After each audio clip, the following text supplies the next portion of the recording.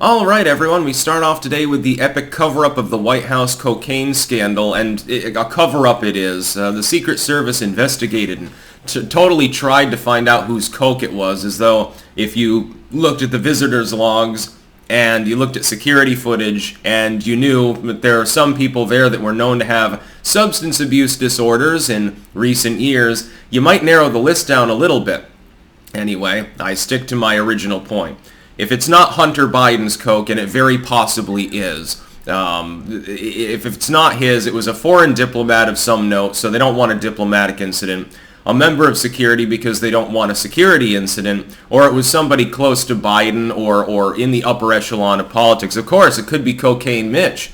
Mitch McConnell could have wandered in there. You know, he had an old man moment. He forgot his coke in the cubby or wherever the hell it was. Now they're saying that the specific location it was left in didn't have any canvassing by security cameras. So I'm supposed to be perfectly happy with the fact that there are gaping blind spots in sensitive areas of the White House that aren't monitored, that are accessible by people who aren't elected officials or reside in the White House currently. That doesn't make it better. Saying you don't know whose coke it was. Look, it would be a major scandal if, like, let's say that the prime minister of the mayor of Timbuktu left it there or something, and you don't want to have a diplomatic incident with Mali, and so you cover it up. That'd be bad. If it's a security officer, it's a little bit worse, actually, because then it shows that the White House security is in disarray under the Biden administration. That's entirely likely, too. If it's Hunter's, of course, it's more humorous than anything else. It fucks up his plea deal, and we know he's back on the sauce, and we can once again make dick jokes, because apparently that's the only thing that was on his laptop, according to all the apologists for the Biden administration. That's great. Somehow worse is that there are areas in the West Wing that aren't properly secured. Now, this is a problem. It should probably be augmented. They're going to do everything that they can, though, to retire this story quietly and never discuss it again because of the likelihood that it was someone close to Joe Biden that left the coke there. Or the remote possibility is that it was like a military general. Well, that wouldn't go over too well with the public. That would be a laughingstock. Or a journo. Outside chance that, CNN's correspondent, they got a little bit too high in the bathroom, and they stashed it there, saying, I'll get it on the way out, but then they're like, oh shit, I forgot it. Well, good thing I wore gloves when I brought it in. By the way, and there were no fingerprints found, supposedly, on the coke bag. So why don't you check the security footage and logs and find out who was wearing gloves that day? That might be helpful. That would narrow the list down a little bit.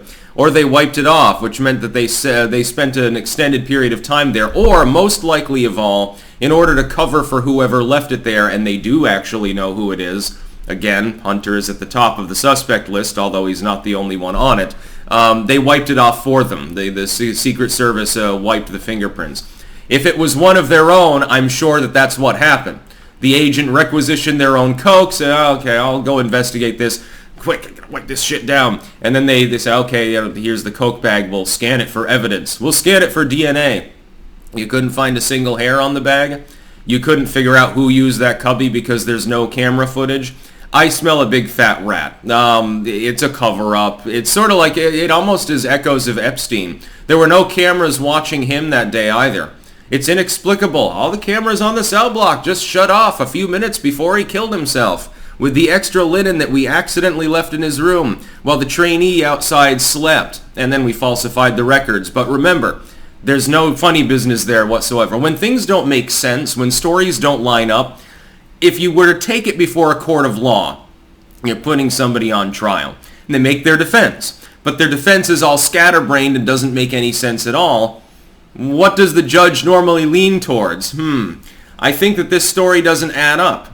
What does the prosecution do? It exploits that weakness. It exploits the fact that it doesn't make any sense and says, look, he says that he was in his garage when the victim was murdered, but we can prove that he wasn't. We got footage that he wasn't, or a strong suspicion. We got two witnesses that saw him outside talking to the victim right before she died, around 5 o'clock, and he was supposedly tinkering with his motorcycle at the time. When stories don't make sense, that's how you get hanged in a court. Well, this story makes no sense from top to bottom in many ways. No fingerprints, that's rather unusual. No DNA, we can give that a pass, of course. You don't necessarily shed an eyelash onto your stash bag. No other evidence of any kind. No camera footage. And it was sitting there apparently for a couple of days possibly before it was found. If it was hunters, it was left there on Friday, and there were a whole gaggle of people that day. It could have been there underneath a hat or something like that, feasibly for a long period of time. What was it, by the way, hidden by? Well, it was there. I would assume that the Secret Service regularly scans that part of the White House for threats, like mysterious white powders that could be a bioweapon. I would think that would be relatively high on their priority list. So I'm supposed to believe that there is total ineptitude in the White House with regards to security. Well, that makes me so much happier than simply knowing that it was some diplomat or even that Hunter's back on the sauce again. That's so much better. It's wonderful to know that the White House is, security-wise, very vulnerable, I suppose. A person can bring cocaine into the White House and get away with it.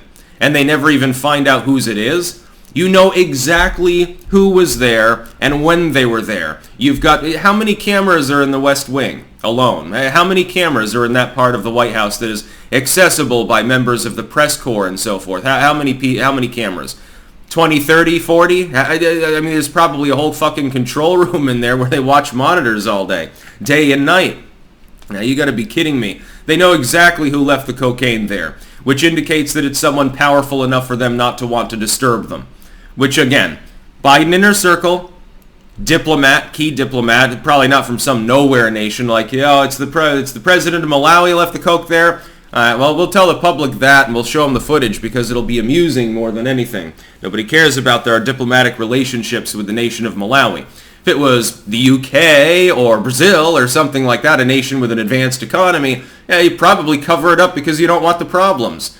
Well, we'll warn them on the side. Next time they show up, I'll give them a little talking to and say, look, use the coke in your apartment, but you can't use it in the White House, please. Not really a security threat.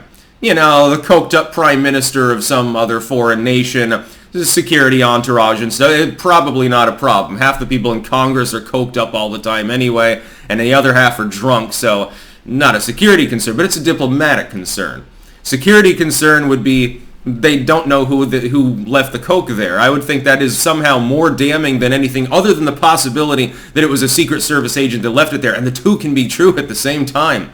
It looks like it's basically Animal House over at the White House. Drugs coming in and fucking crazy shit going on all the time. But dude, that's only supposed to happen in the halls of Congress. We know that that's like basically walking into a giant fraternity or something like that. There's a booze everywhere. Can you imagine the smell, by the way? I imagine those congressional offices more often than not smell like spilled champagne.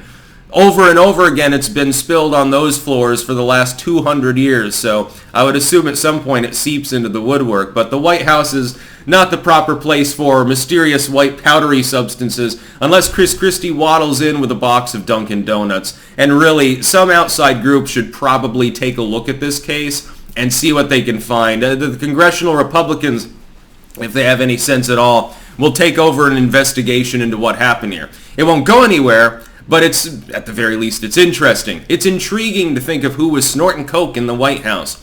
We've got a very short list of possibilities, I think. That's about all. Peace out.